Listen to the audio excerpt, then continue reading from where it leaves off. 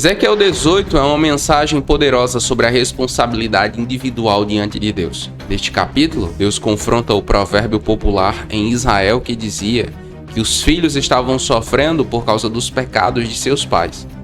Deus esclarece que cada pessoa é responsável por suas próprias ações e que não será punida pelos pecados de seus antepassados. Ezequiel usa 3 casos hipotéticos para demonstrar esse princípio, destacando a importância da justiça, da misericórdia e do arrependimento individual. Ele enfatiza que o Senhor de Israel não é um Deus vingativo, mas um Deus de graça que deseja que as pessoas abandonem seus caminhos malignos e se voltem para Ele. O Senhor Deus decide acabar com a injustiça propagada em Israel. Muitos acreditavam que era possível herdar justiça ou injustiça dos pais, mas não é assim que funciona. Quem praticar a justiça da palavra de Deus viverá. Quem viver na impiedade longe de Deus morrerá. Além disso, cada um dará conta de si mesmo. Pais não serão julgados pelos pecados dos filhos, e filhos não serão julgados pelos pecados dos pais. É sobre isso que nós vamos estudar nesse vídeo. Para você não perder nenhuma parte dessa série, se inscreva no canal clicando no botão vermelho aqui embaixo e deixe o like. Com isso você nos ajuda a alcançar mais pessoas. E fique comigo até o final porque há uma palavra de Deus para você.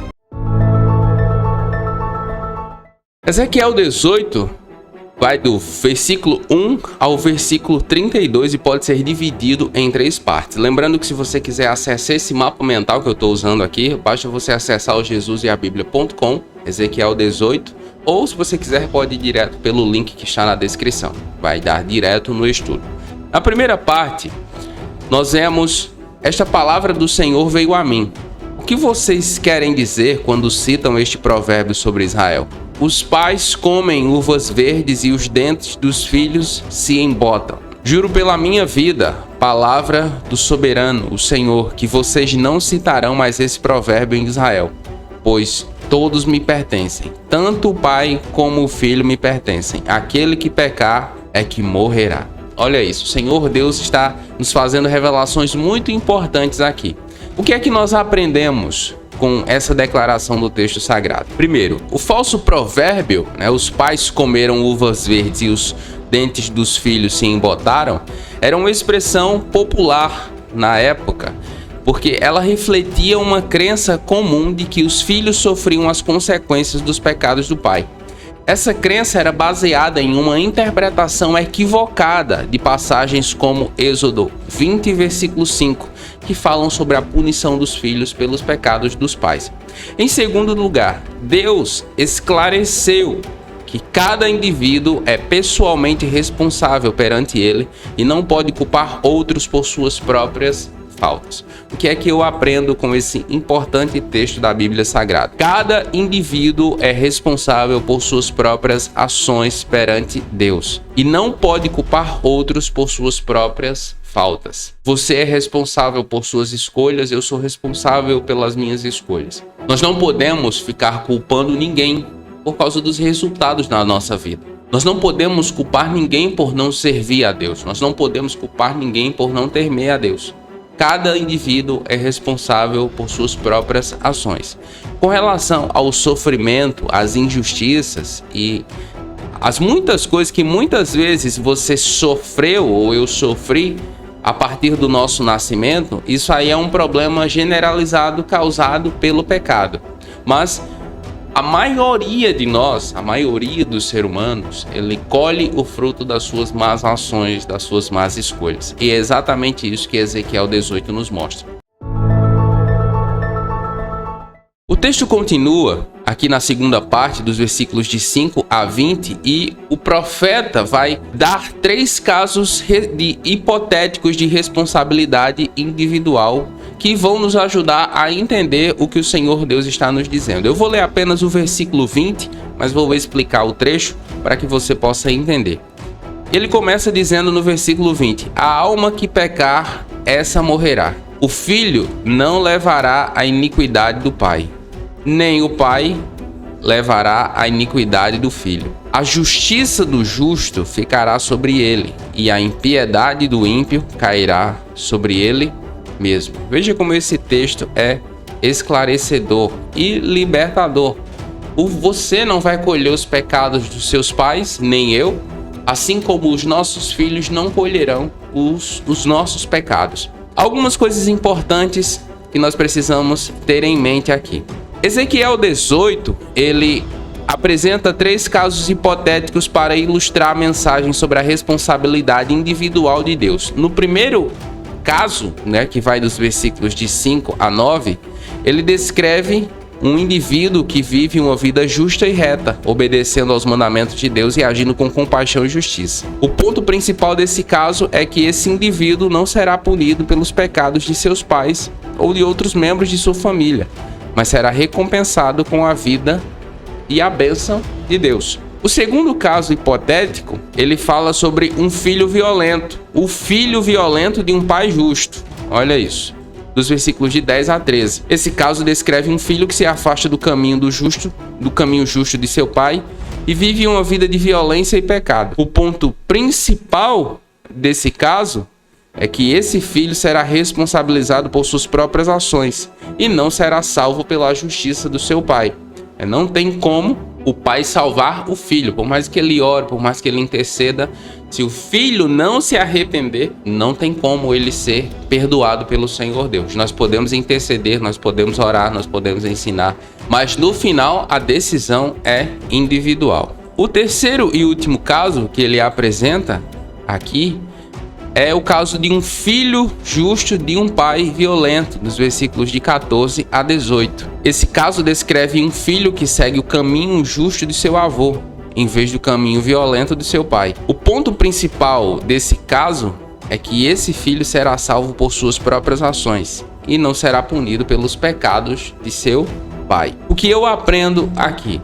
Cada indivíduo é responsável perante o Senhor Deus por suas próprias ações e receberá recompensa ou punição merecida. Então, mesmo que você tenha nascido em um contexto desfavorável, em um contexto de impiedade, em um contexto onde as pessoas não temem a Deus, isso não é justificativa para que você não tema a Deus. Por exemplo, eu nasci em um contexto, a minha família era tradicional na Umbanda. Meu pai nunca foi religioso.